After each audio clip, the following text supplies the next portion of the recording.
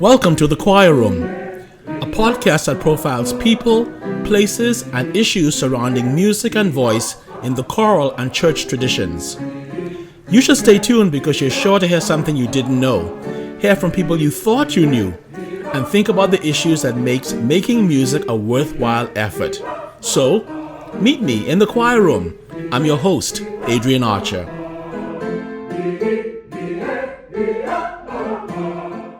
So welcome once again, ladies and gentlemen, to our virtual choir room. I'm your host, Adrian Archer, and today I am so pleased to have one of the gentlemen I've admired who is still sitting at the organ and playing, and that is the great Preston Ferguson, who is the organist and choir master and director at St. Agnes Church. So welcome, Preston, to the choir room. Thank you very much for having me, Mr. Archer, and it's a pleasure to be here to share my knowledge pertaining to music. I do appreciate that. I do. So let's start from the beginning, Preston. How did you even get into music? I started music at the age of 8. Okay. My grandfather was very much concerned in having me doing music. I came from a background of musician, organist. My grandmother played the organ. My mother played the organ. My father and grandfather did not play the organ, but they know music. Right. Where did your grandmother play? Played at Pilgrim Baptist Church. That's where it all started. It started there. Okay. Pilgrim Baptist Church back in the day. Right. I started music at the age of 8. My teachers were Miss Kane and Miss Hasty at Mission Baptist Church, Hay Street. Right. Downstairs. I started there. I had a few teachers, and from there I went on to Miss Dorothy Bethel on Wolf Road. I had a short time with Mr. Gray in Highbury Park. Mr. Gray? Yes, Mr. Gray in Highbury Park. Yes. Wow. And then the last one I had was Mr. Edward Cox. Right. Edward Cox has introduced me to the organ. I had a few lessons with him, and then I had a lot of training because you had a piano at my grandparents' house, an organ at my parents' house. So wherever I be, I had time to practice. And practice is the key. Why don't people realize that? Practice. Why do people think you can just get right up to the organ and start playing? No, I practice. I organize myself before I go and play.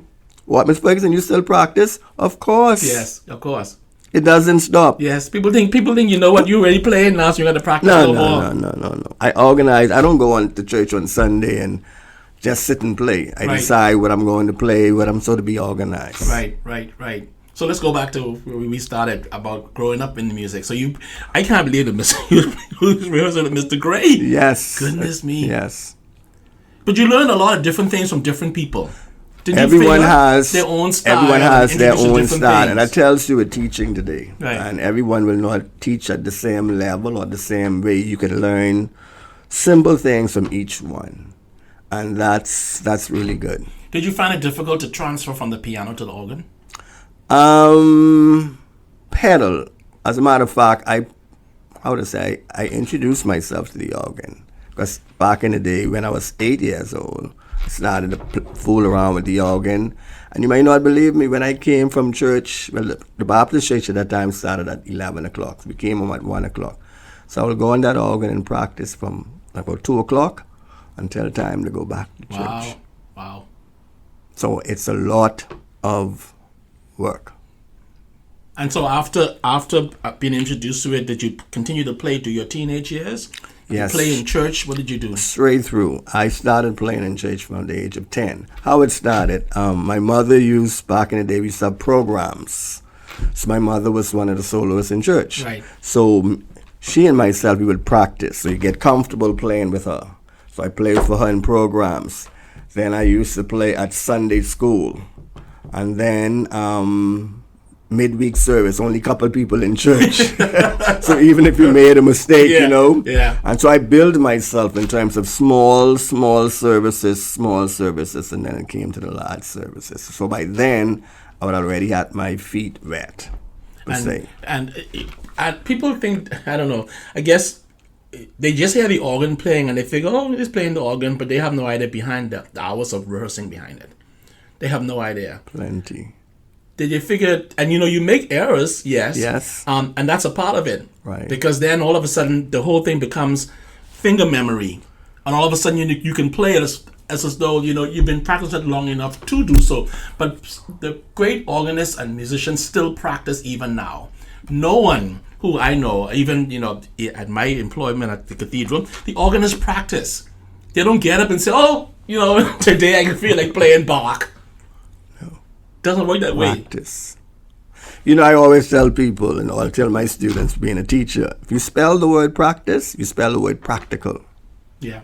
Very close in spelling. And if you don't practice it, it ain't gonna happen. It ain't gonna happen. And do your students take that admonition? They have or you, well, they come to your school and say, tell right now who practices. Hold on. I said, what's going on today? Oh, Mr. Ferguson, on my day. I said, well, I can tell you by the time you sit down. That you ain't been, you look at this since you was here last week. Last time. Or sometime I tell them you worse than you left. But we always have that joke. Yeah, I love teaching. I love the students. But that main word, practice. So that would be your admonition. No matter what happens, you have to rehearse. You have to. Yeah, I just don't understand why people think that even as singers, that you just get up and sing. Like a choir doesn't just get up and sing. St. Agnes Choir, which has many people, those people have to come to practice. Practice. You can't come to practice, you cannot sing. You need to be at practice. You need to practice. When you go home, you need to practice your part at home. So what we do now, we try to send out the recording too, right, or record while we're in practice, so you could hear right, what it sounds like, so you could do your practice. Right. I guess maybe I'm tough love in my particular way. I will not let anybody sing who has not rehearsed, if only to make the point. Mm-hmm. That all of us, this is a musical thing, it's the collective. This isn't just me or you right, or two or three of us. If all of us are rehearsing and then you decide that you can't come to practice, or you going out or you do it, well, then you can't come and sing in church, because this ain't a showy type of situation. But sometimes that sometimes can be a little difficult. Oh, well, I told my cousins are the choir. I can tell you this. God rest his soul, Ernestine Douglas and Jennifer Tynes. One Christmas, they came marching up the steps of St. George's to sing. Christmas Eve. I say, they all come in. We come to sing. I say, not tonight. No. You got to sit downstairs because you haven't been to practice. Needless to say, they never come back to the choir. Right. But we had some interesting Christmas dinners because they were my cousins. In fact, they were more like aunts to me. Okay. But the point is, even though that you're in a church and it's a ministry, you want to do the best you could do. Right. And there are people who will test you. Of course. And that time you have to hold your tongue because you're in the house of the Lord. Now me, I'm not a good servant of the Lord like that. I lay down the law and I will swap you in a minute. And that's not because I'm feeling like I'm being a disgusting person. I feel like we have to have a lot of discipline. And discipline in music is what we are missing, Preston. Don't you agree? A lot of discipline in music. Wow. I don't think, how to say it like this, I don't think much require discipline music. No other feel. I was going to say the same thing. You have to be disciplined to that work. And you have to be committed to it. Committed. Discipline. The same way we go right back to committed to practice. That's right. You have to do it. And you have to love what you do. And I love what I do. Whether it's in Agnes, whether it's St. John's, whether it's Ferguson School of Music, I love what I do. So how did you get to St. Agnes? Because of course you're sitting now in the seat of great organist. Well-respected. The Hannah's great. Let me tell you, I have not even met any of them. You didn't know any of them at all? No, I did not. Really? When I came to St. Agnes, I'll tell you how it went. I was at the Baptist church, and I taught Franklin Butler. I taught Damien and Martin and Frankie. Right. They came to me privately because I taught at St. Anne's. Right. Archdeacon Thompson was also the chairman of the ACA, and he was also the rector of St. Agnes. At St. Agnes. Right. So I guess he coming to the school, he see my worth, or my work with the choirs and the mass and all of that. Right. And so during the season of Lent, Mr. Butler, Frank Butler, invited me to come to St. Agnes and do a little meditation music during Lent, about half an hour before the service. Right. So I came and I played the piano. And hold on. You didn't dare. Hold on. I go to the organ. So Archdeacon Thompson, he's sitting in his stall right by the piano. Right. He said under his breath, Mr. Ferguson, these people in here like they had the organ. These people. Now, he have never heard me play the organ before, because when he come to St. Anne's, it's piano. Right. And so the next Sunday, I played the organ, but still at that time, I'd never met Mr. Ivan Hanna. And so, having a little problem with my church, I just told my mother I was sitting down with her, and I said, this is going to be the last service I play at the church. Oh, my goodness. And didn't know where I was going, Adrian. Didn't know where I was going. Give back the keys on Monday. Right. Went to school on Tuesday, the next day, and Mr. Butler approached me and said that, can you come and assist us, because our organist, Mr. Hahn, at the time was sick. Right. And then Alma Adams came also and said, yes, can you come? That was Tuesday. I went to St. Agnes on Friday that same week. We went upstairs. Mr. Ralph Wood was filling in at the time. Right. And Mr. Ralph Wood and Mr. Franklin Butler, and they just give me this to play, give me that to play, give me that to play. That was Friday. And I started playing Sunday. And from then to now. That was the first Sunday in October 1998. Wow. From then till now. Didn't see St. Agnes, didn't see an Anglican church. And that's how I get there. Was it a difficult transition? To be honest, no. Because I had guidance from persons. Yes. I'll tell you, Marilyn Strawn, the late Marilyn Strawn, Bill Wallace, Rosemary Hannah. So I had them to assist me while help me along the way. Tunes and because one time, I'll tell you, a little air work too, I'll tell you. They were getting ready to sing the song, The Son of Man Goes Forth to War. And that's not the tune in there. But so Mr. Hanna wasn't around and said, where we can find this thing. So I said, come, just sing it for me. So when they sing, I write down little notes, I write little notes, and I just put it together. So a little air right there helped me too. But I have had a lot of assistance with persons at St. Agnes to help me along the way. And so I'm enjoying being there. I like it there. And so... It's a lot of work, Preston. It's a whole... Hey, it's busy. Hold on, listen.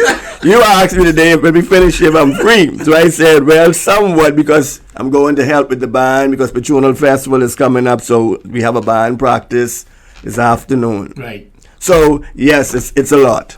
Now, when I came there, I have started working with about 16 persons right there to try help them with the piano and the organ.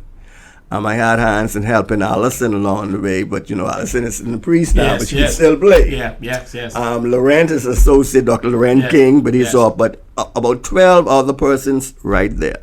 Had them on the organ too, but no one stuck. So I came there, yes, I was let in there. So while I'm here, let me help persons there. Yeah, who were already there. Yeah. And so no one stuck. And I'm still willing to help.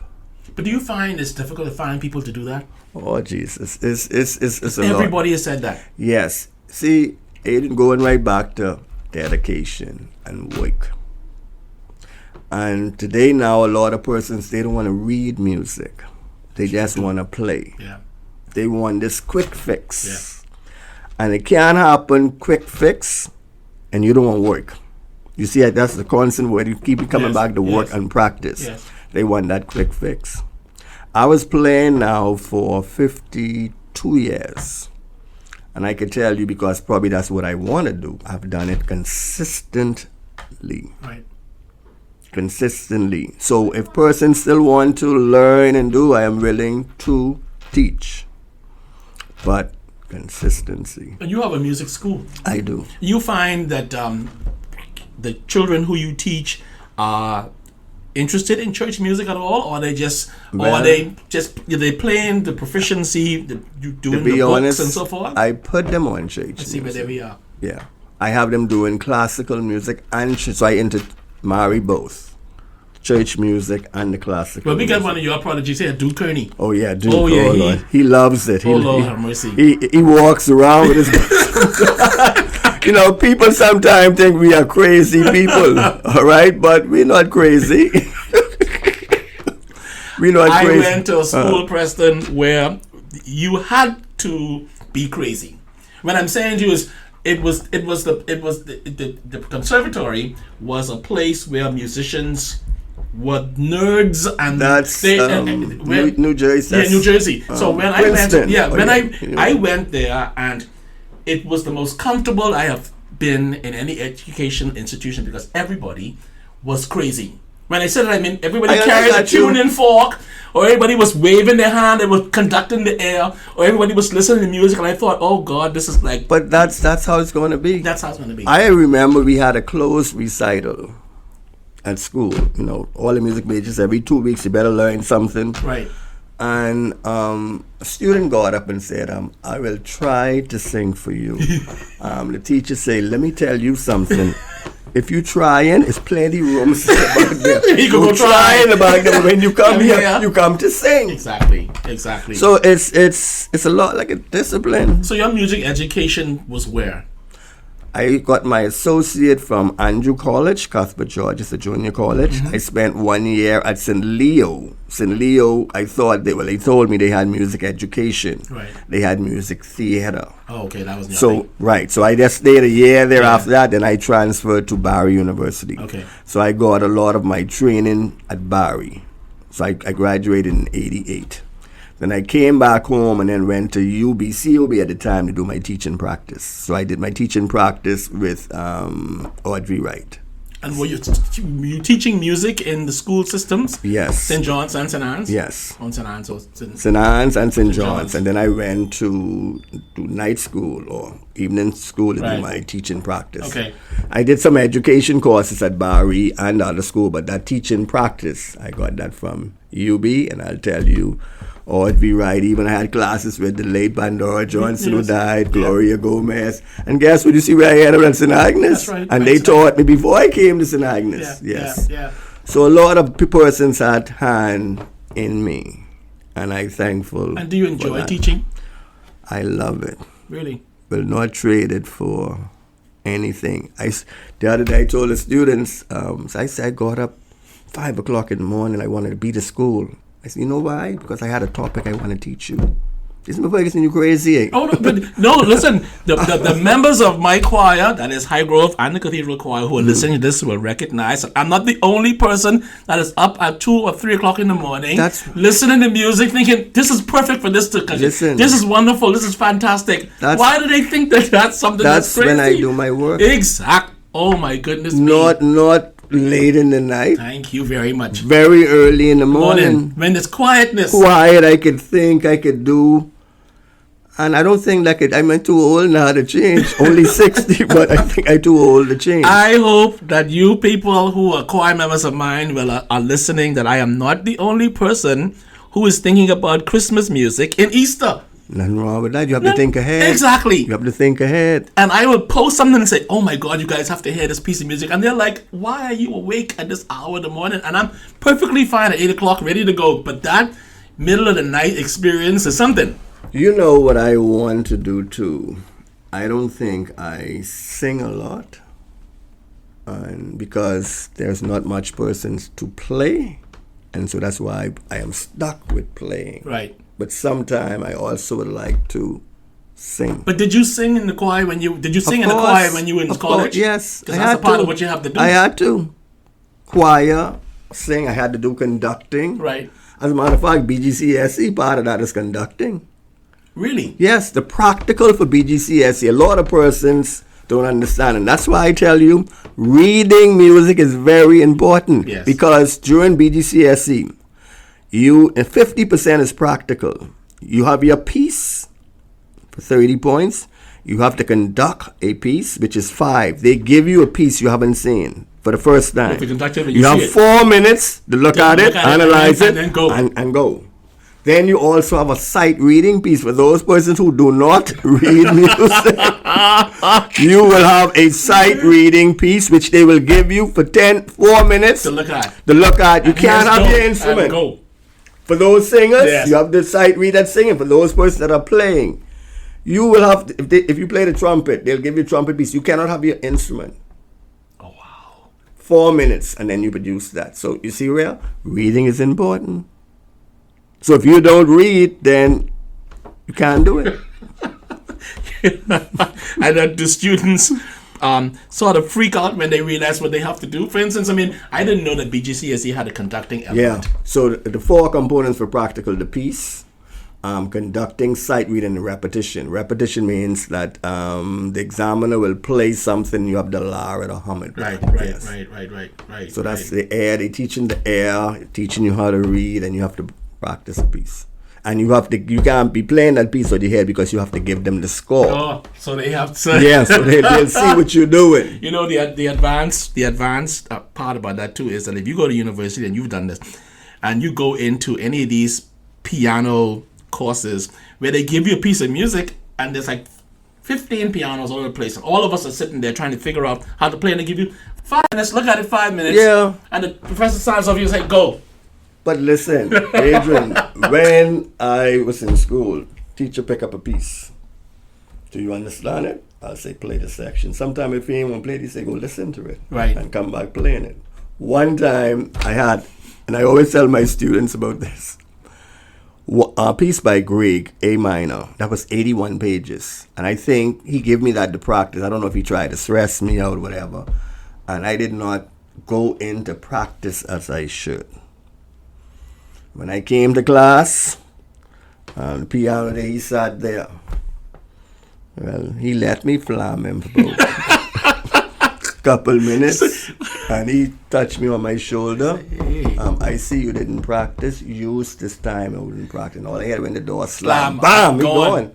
He can't do nothing for me, because I ain't do nothing. It's funny because I don't think people recognize that you recognize that they ain't practiced. Hey. They ain't have it together. Listen, you ain't wasting my time. No, you're wasting my time. No. Going. And so that's why we have to learn. That's why music is sick. But the thing about it is, too, that people want to be paid for this, and they ain't together. Seriously, people want to be paid. Oh Lord. I wouldn't call the person name, said this person want to come to my church and be the organist there, but I got to start the song. And he wants to be paid. Can't wait. It cannot work. It cannot work. It cannot work. But I just think more people, music is good. I just think more people needs to get more into it. But at the same time, they have to want to work. Can't get it. See, you can't flam this thing. No, you can't. No, you can't. And that's true. And even the best musicians. I'll give you another example. And, like I said, it don't hurt me to say what I feel like saying. Right. It's my show. I say what I want. But I hire musicians all the time at the cathedral because we have a decent enough, I hope the dean will listen to this, decent enough music budget to actually have people who are going to play for big services, Easter and Pentecost and all the rest, right? And we hire professional musicians, so they say, from various bands in the community, military bands. I ain't say which military band we're talking about. Only 3. Only 3. So you can pick one. And I don't have a problem cussing you out, brother, because guess what? You are being paid. First of all, you're getting paid by the government. Right. To practice. Right. That's their job. That's their job. You can't come to my practice and play foolishness. And I'll tell you this, when I was in school again, because I reference everything I do now from my experience in university, working in a school, in a church where I was a section leader and then the assistant conductor, that had a real, and I hate to say this because sometimes I don't think we're real in the Bahamas, real church music program that operated with a budget, that operated paying its staff, that operated paying its tenor section leaders, operated paying, and they expected good performances. They didn't expect it. Oh my God, I'm sorry, I missed that C. No, you couldn't miss that C because you have to carry that instrument home and practice music and come back to me with the music practice. And I say that to my singers all the time. Rehearsals are not the place for me to keep banging out notes for you. It's not. I'm sorry. You are paid section leader of my choir. You are paid trumpeter or trombonist or whatever. And when I come to practice, I'm putting all of this together. I'm not coming to practice for you to tell me, oh, Adrian, please play phrase so-and-so. No, you're supposed to have that down. No, you're supposed to have that down. No. You got the wrong choir. You got the wrong music program. And until, some of us who are in the positions to say, sorry, this is not the way this is supposed to work. Now, of course, church musicians are different in a way because you have to coddle some of them. I realize it. Don't worry, I know the deal. Mm-hmm. But there are some times when you have to say, listen, we worked hard on this piece of music. My choir is fully prepared. You're the brass section. Don't come here when they're not together. Because I can send you home without a problem. And I've seen many people, well, I've sent many people home myself, but I've seen many people in my experience sent packing. Because then, of course, you could get musicians to play a dime a dozen in the United States. Oh, yeah. Oh. But in the Bahamas, when they come. But in the Bahamas, people feel as though, it's me or it ain't me. Yeah. And I'd rather not have that. The level of professionalism that we have to bring, even our church musicians up to, is something that we have to work on continuously. And people cannot think that it is okay for it to be lackadaisical and however you feel like it. And come when you want to come. And sing what you want to sing. And give me an attitude. Preston, let me tell you something. I got the wrong person. There's a lot of that goes on. And that is not right. And of course, the whole ministry. We even talk about the ministry aspect of music. Because what we're doing as church musicians is adding to the ministry of what the bigger picture of the church is trying to accomplish. You know what I mean? The mission of Christ through music. And how music is supposed to be helping the liturgy to work. Without music. And you have a priest. Father Cartwright don't like music more. No one likes music more than Father Cartwright. You know what I mean? So he tried to sing louder than the organ. He loves it.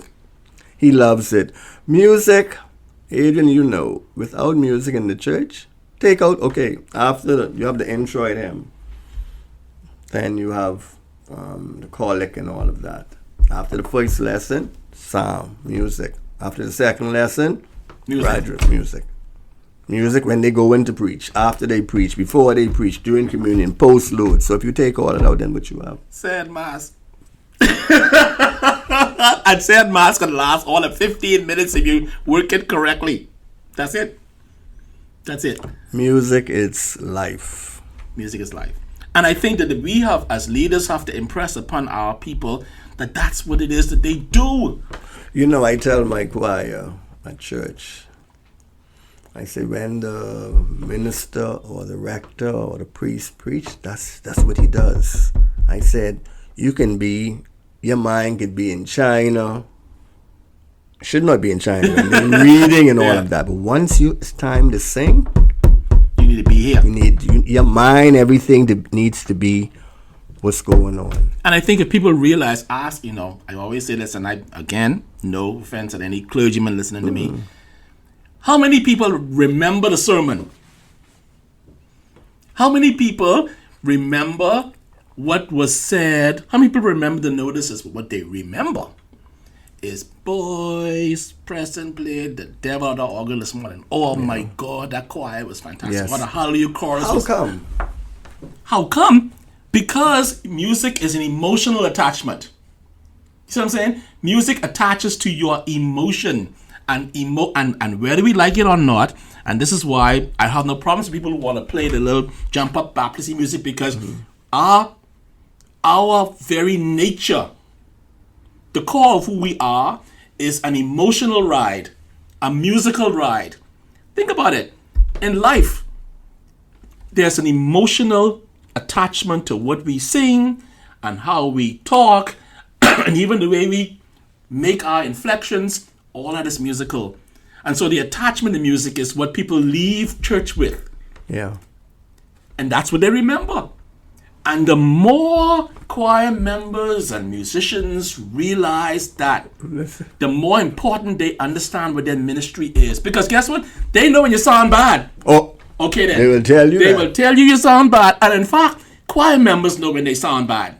And I don't, and I want, listen, I did a choir seminar once and a lady said to me, boy, you really talk the truth. No, the truth is the truth. Choir members, which is why I say the choir leaders, do not give your choir stuff. They cannot sing. The reality of choral music is certain ranges you have and certain ranges you don't have. So you don't use So don't that. use it because Don't they know that it sounds bad. Yeah. So don't use it. Don't make them feel Don't uncomfortable. make them feel uncomfortable. Yeah. Don't make them. Do not kill yourself before the war has begun, because then hey, nothing wrong with singing the Hallelujah chorus in another key. Why it have to be sung in the key that Handel wrote it? If at the highest note you have no sopranos who can sing it, why do that? Makes sense. Why do that? Why give yourself Mozart's Glorious in Excelsis Deo with that long glory, glory, glory, glory, and they cannot sing it? Well, how you know that same song, Glorious in Excelsis by Mozart, we are singing that for Patronus. I mean, that's talk about breathing. You have to feel the next person on the side of you to That's carry right. that high G. And the thing too is, if you have the those sort of pieces require technical know-how. The people who are alternate See, now I'm breathing, learning something right Sorry. now from you. Come on, let's the go. people who are breathing, you have to have alternate breathing. You have to be able to say to the person next to you And in the feel. score, even if you have to write it down. In the score, I'm breathing here, and you are breathing there. You have to, I learned something. You That get is a something. pencil. You Sorry, get that's something. Okay. You get and I tell my choir members, get a colored pencil. Don't get no black pencil because the ink on the Right. thing in You black. can't You only see. see Yeah. red or blue or green. And you breathe here, and I breathe there, and you breathe there, and I breathe there. So that note stays in pitch the whole time. I'm going to use that same thing for Thursday. That's what No, it makes sense. Yeah. because this is why people who are leading the music have to be instructed, because a lot of the stuff that we do, whether we like it or not, is technical knowledge.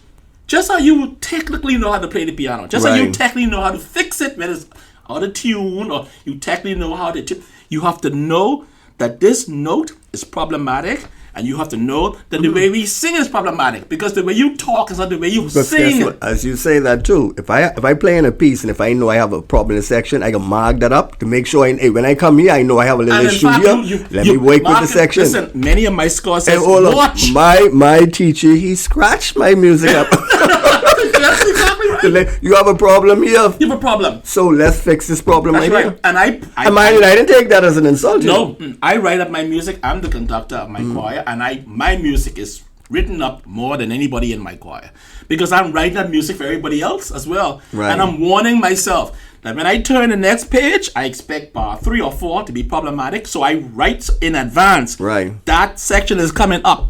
When I turn the page, I know it's right there ahead of me. This singing and playing business is technical knowledge, because guess what? The creative and the subjective thing is what people get. But what you do is technical, mostly technical, and received in a subjective, emotional manner. When you're going to sing something, ask any soloist of any worth. You're going to sing a note that's high, a very high note. You prepare for that note. Sometimes you have to change the shape of that vowel so that note is in pitch. Not because the way I say must not be the way that I sing say. Right. If I say the word S-A-Y, different from- if I go to sing it, I probably have to sing it as S-E-Y, so that it has a French tone and that it stays in pitch. Otherwise, the way we talk will cause us to sing flat. Boy, that make a whole lot of sense. It- Saying the word and singing it is two different things. Two different things entirely. See that? You never stop learning. This is Two the different same things thing. entirely. Two different things entirely. And it happens a lot, particularly how we speak and how we pronounce our vowels. We figure that we could sing them the same way. And then you wonder, why is that not staying in tune? Why is it falling apart? Because it's falling apart because you're singing the way you're speaking. And sometimes you have to do things, you have to over-enunciate so that by the time the words get out to the person who is listening, what makes no sense to you makes perfect sense to them. Right. I learn a whole lot right now. So I That was not the appreciate point of this. I know, podcast. but hold on, but that's how it's supposed to be. It was not practice, but not rehearsed. I didn't know I was going to do that, but I learned some things a while ago. Anyway, let's go back to you because I Okay. and you know, and of course, one of my friends is going to say this and say, you really should be teaching at UB, but that's another story entirely. We ain't going to talk about me teaching nowhere. We can continue to talk about you. So at St. Agnes now, Francis, Preston, what is your routine from one Sunday to the next? When you say my routine, I mean, you have services I during play the at week. 7. No, the only service I go. Well, I play the 3 service on Sunday. Right. I have practice on Thursday. This is choir practice. Days, yes, feast days I go through the week, Right. and I do practice and I do service on Saturday morning. And many funerals. And many funerals. My God. Every day you look at St. Agnes, I say, boy, Preston, just It's drive many funerals. So, yeah. Do you feel like the people at St. Agnes appreciate what you do? Very much so. Do. Yes. You ain't a stranger no more. No, very much so. Yes. When I went there, a lady, I think after a year or so, a lady said to me, Mr. Ferguson, you're very good. Because if you were not, you would have known. And I knew I thought that, you know, and that's it. Because she know I am following a lot of big footsteps. Yes. And do you feel any sort of... Percival Hannah, then Mr. Ivan Hannah. And so, hey, I have to. Yeah. I can't let that legacy Down. drop. Yeah. And what about your members of your choir? Did you come there as the organist and choir director? Or No, I became became the choir director. I came there in 98. Miss Rosemary Hannah was the choir director. And after she gave it up, Dwight was the choir director for some time. And then I took over the choir director and directed music in 2005. Right. And is it difficult for you to find music for the choir? I mean, you have a really competent choir. Yes. No, not... I could find more. Yeah. But no, it's not. Yeah. And is there a choir rehearsal? Thursdays, 6 o'clock, and you know now, my choir members, the age of my choir, senior choir is roughly about 75, 80 years old. Yeah. So now we have a few younger persons coming in. Yeah. To, you know, assist, and I think. But you also have a youth choir. We have a youth choir, we have a primary choir, and we're getting back the band. And we have a handbell ringers, we're getting that back. Really? Yes, yeah. So it's the 3 choirs, getting back the band and the handbell. Do they sing every Sunday? How does that work? The youth choir and the primary choir, they sing at 10:30. Okay. Just every Sunday. And the senior choir sings at 7 o'clock. Nothing at 6 o'clock. And then the the service coming up for Patronal. Father said he wants the 3 Father said he wants the 3 choirs to sing at 3:30. Along with the hymns. It's really could be into like this all day. No, I don't think we should. And then you could be on the procession. Yes, I don't think you should. Where do you see the program going? I mean, do you see an investment into the music program by way of people's participation, the church's participation, the vestry's participation in terms of supporting it with finances and whatever? How does that? I think, to be honest, the church is willing to support the music ministry. Right. Whatever, basically, we don't step far out of the box, right. But whatever it takes, Father and previous rectors, they will support the music ministry. Right. And the question too also is, you also play for diocesan services, other services all around. Where do you find the time? To be honest, Adrian, I find the time. And today is Saturday. I don't have nothing else. By the time as I finish here with you, I'll do one or two things. And I try to be honest. On Saturday, try to get in at least by 6 o'clock. Shut off when I go in. Because you have service at 7 o'clock in the morning. Service comes out about 8:15, 8:30, and I stay right there. We have breakfast in the back. Stay right there, and then I prepare myself for 10:30. Then after 10:30, I go home and have something to eat, and then crash, and then get up and come. Yeah. By 6:45, you play in your prelude. But you know, apart from being at St. Agnes, when I was in the Baptist church, the same thing. Really? Yeah. If I don't play, I don't know how I'll feel. I've been doing that, to be honest. I've been doing that. I was playing in church when I was 10. And so I'm now 60. And so all my life. So when I'm on vacation, I try not to go to church. Because one time I went to BFM and they saw me sitting down and they looked at me. They couldn't believe that was me. They called me up, come play. Right. I said, no. So when I take vacation, I don't go to church. Are you don't go to church at all?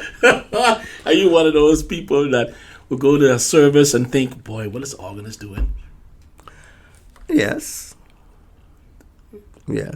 Is it disturbing? Or in your mind, Brenda DeValia said to me, she was more candid, because I see you trying to think of the nice way to say it. And that's okay. Brenda DeValia said to me, on my mother, God help me, sometimes I have to say to her, you're in somebody else's church, could you just please be quiet and just, that's how they want to play it. We already done used to certain things. And then you have to always remember that's not you. And so someone will not play like you. Yeah. So you have to give and take how that person and value them for who they are. Oh, that was so nice, Preston. That was so kindly put. You are a Christian indeed. I have to. What about the music school now? What as just piano? Piano only. Yes. I used to do the sax, but no.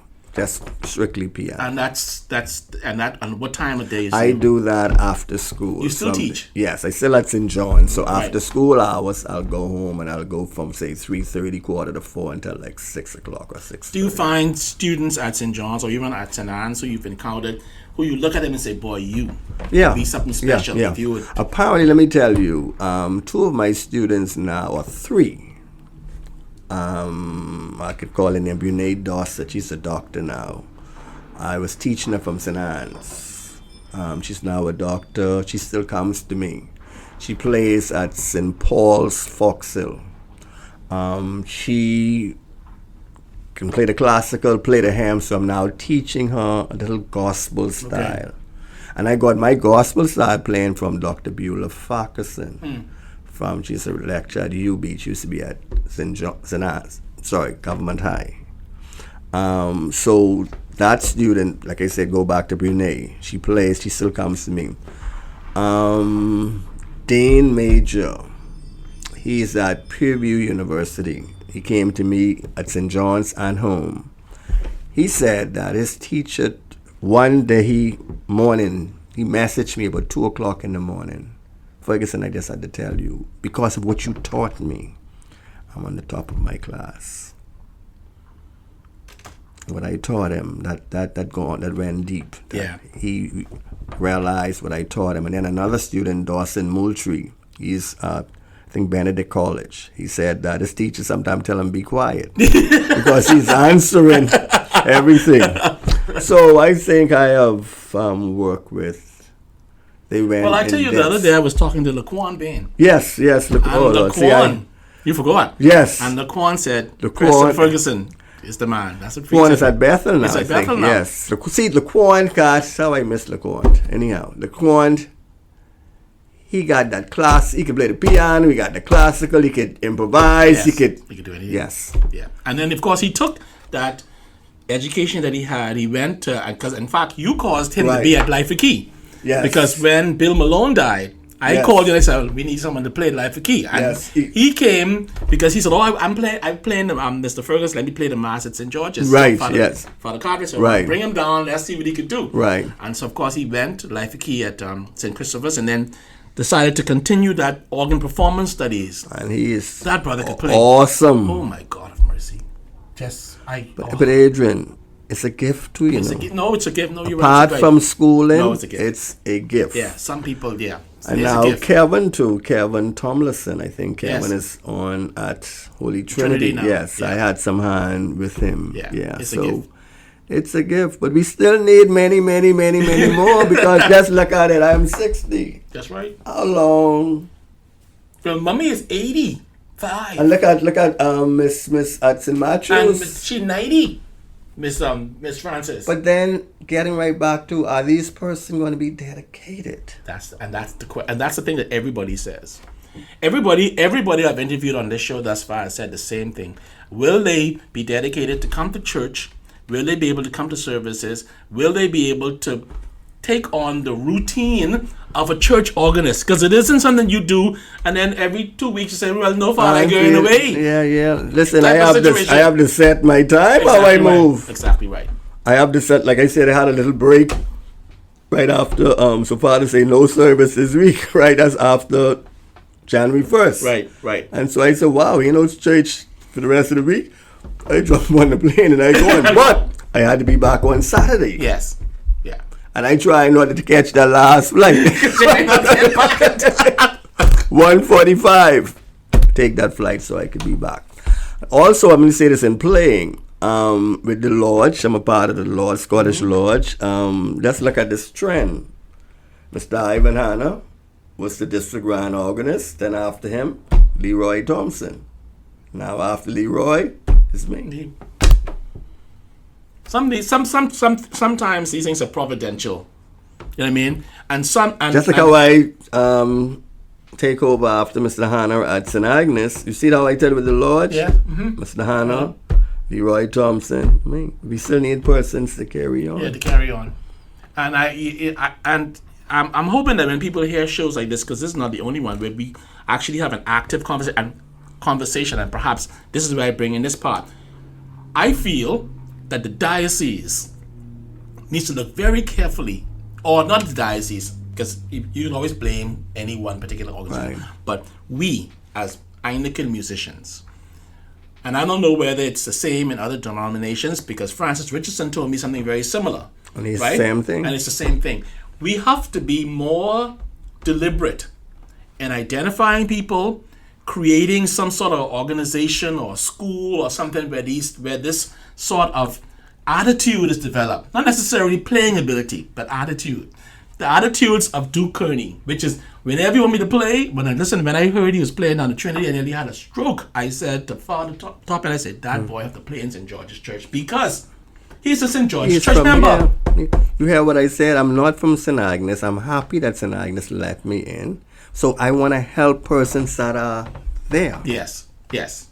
Come, St. Agnes people, you can come. Any other denomination, any other Anglican, I'm willing to help. Yeah, because at some point, we got to step off the scene. That's what I'm saying. To step off the scene. We ain't going to be around forever. I'm 60. How long am I going to go? That's right. And which is why listen, and I'm not territorial. I don't know about you. I'm not territorial. Right.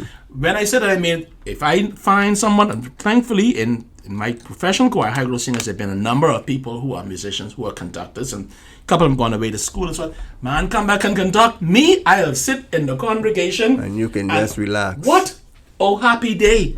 Oh, happy day that will be. Be my Savior, my God, my mommy, say, what? Because guess what?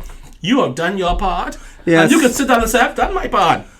Sit back and relax. This baton don't belong to me. The organ doesn't belong to you. Will you carry it into the cemetery? Well, when they say they come and they play, once they play, see you there. See you right there.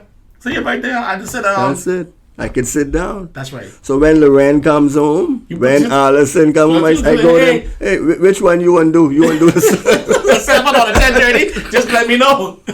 That's it. It ain't all for me. Yeah. I think that a lot of times we cop an attitude that the organ belongs to me.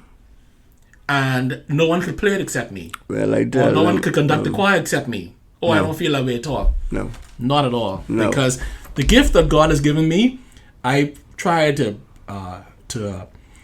share that, but that ain't my gift. Does that make sense? It doesn't belong to me. It's something that God has given me, and I just share it. And I'm hoping that people will look at me and say, boy, I really want to be able to conduct like you. Come teach me. Oh, happy day. And you feel like you can conduct, I could sit back in church and watch you conduct and say afterward, you should do this or that or next. Ain't nobody mad. No, for what? It doesn't make no sense. Hearing this nowhere. No. Question that I asked Alison as when I interviewed her. How do you feel about musicians getting paid? Church musicians. I think so. I think they should. Yeah. I think people who are actually studied and people who dedicate their time should get some sort of remuneration because of what it is that they do, and particularly in a competitive market. Because guess what? Whether you like it or not, some fellas are there paying top dollars for a musician. And unless you are so caught up in your own church and dedicated to it, I always say you can't take church dedication to Rupert Roberts' shop. You can't. When I went to St. Agnes, I didn't even know how much they were going to pay me. Right. I went there because they needed an organist. They offered me, and I said, okay. They offered me that. I said, that's fine. I didn't go there and say, I need this. I demand this. I demand that. No. They said, okay, we're going to give you this. I said, okay, so. Well, Preston, it's been my pleasure to have you on the program. Before we close on, favorite organ piece? You want to know? I always playing it at your church, Staccato by Charles Widow. Favorite choral piece? God and God alone. Really? Yes, I love that. Really? Now, I never thought you would say that. That's the one that has the soul at the front and the big piece. Oh, I love that. Yeah. Yes, God I love that. Alone. Wow. Favorite hymn? My favorite hymn? All creatures of our God and King. Favorite key to play in? F, G. Right. A flat. Right. Which piece causes you to go improvisationally crazy? Organ piece. No, you I mean, sorry, him. God is working His purpose out. I love that. Let me say this before we look. When I grew up, my early stage of life in the Baptist church, they used to do all of these things what the Anglicans doing. They just, because we were Southern Baptists, right? They just started singing all of these praise, singing all that stuff. It used to be introit Him, the Lord in His holy temple, really? And all you heard. You started before Him. Before Him, you had a psalm, you had the doxology, but now they get into. So I am happy that I came up in that era when they were singing the hymns and the chants and all of that. Or else I probably would never been able to do what I'm doing now. I understand. So they get off and start singing all of these other little praise songs and no hymn, no structure. But mind you, they want to come back, Yes. But they don't have the people now to bring it back. To play it. And unfortunately, you could tell because if you go to a service, no church specifically, right, that is not a hymn singing church. When it's time for a funeral and someone have to sing a hymn, then you go like, what is happening? Nobody know what key it in. No one know how to start it. No one know how to end it. I think they will get back. They will get back. One day they will probably get back. Anyhow. Well, it's been a pleasure, Preston, to talk to you, and thank you so much. We've been trying to record this for 3 days now. Until you said but also listen that we were trying to record it before. I left the computer home, then I left the mic home, and anyway, so being able to catch up with Preston today after playing for a service that was not at St. Agnes. I mean, do you even have an idea how many churches you played in? New Bethany, Key West Street. That was Pilgrim was the first one. New Bethany, Key West Street, the Annex, Antioch, New Way, St. Agnes, 6. That's it. Yeah. And then I said that in order. Wow. And then visiting if you need to play for this. Or I play at Prophecy, Church of God of Prophecy. Cousin McPhee on Carmichael Road, yeah. But St. Agnes have me so locked down, I can't go nowhere. Well, you know that people, there's a specific choir member of yours who every Sunday morning will text my group and say, the organist is playing so-and-so. Margaret Ennis. You always playing so like your boy. I know Preston prelude this morning. Margaret Ennis. Setting the tone for the rest of the day. Yes. Well, anything else you want to say before we go? I would just say for those students out there who are interested, continue to work hard. Do you find that you have adult students? Or they're mostly kids? Mostly, I have a few adults. And it's harder for them to learn? No. Really? No. Anyone can, once you put your mind to it. Yeah, you have to put your mind to it. And put your fingers to the piano to practice. Can just be back to the same where we started. Practice and rehearse and work and dedication. Yes. Well, my brothers and sisters, thank you for joining me on our program today, our Choir Room podcast, and we want to thank Preston for joining us. And it's been a nice hour of conversation, Preston, and I really appreciate you. And I appreciate all your work. And St. Agnes continues to just be such a fantastic music program, and you're doing such an excellent job. Please say hello to all of them for me, and I can't wait to come back to St. Agnes and hang out and talk and sing. And you go in there, the organ start blasting, boy. That organ. Let's talk about that for a second. Go ahead. You've had recitals on the organ. Diane Bish came into the recital on the organ. Tell me the history of that. I'll tell you. Sorry, it was ending, but we got to go back. The Spanish trumpet and the clarion, they're not conducive for singing. That's a good word. But sometime when I didn't marks out what's there. Yeah, that's as much. You can't go no further. Yeah. But it's not. We can do a little bit more with the organ in terms of adding. We don't have to replace adding. Right. And so we're looking to do something like that. Yeah, to do something like that. The cathedral has a very nice organ. Yes, also Holy Trinity. Yeah. And so, but we can have a little bit more done to our organ. You prefer a pipe organ over electronic? Pipe. Yeah. See, electronic, after a while, electronic has speakers. Yes. So if you open it so much, you can have a little shadow. Yeah. But a pipe, no. Now, electronic can be very light and plain too, so it has this pointers compared with the pipe organ. Yeah, but St. Agnes will never get electronic organ because it's St. Agnes.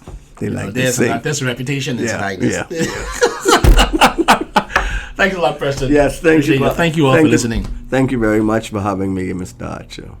Thank you for joining us today in the choir room. I hope you enjoyed this conversation as much as I did and took away some valuable insights into our guest.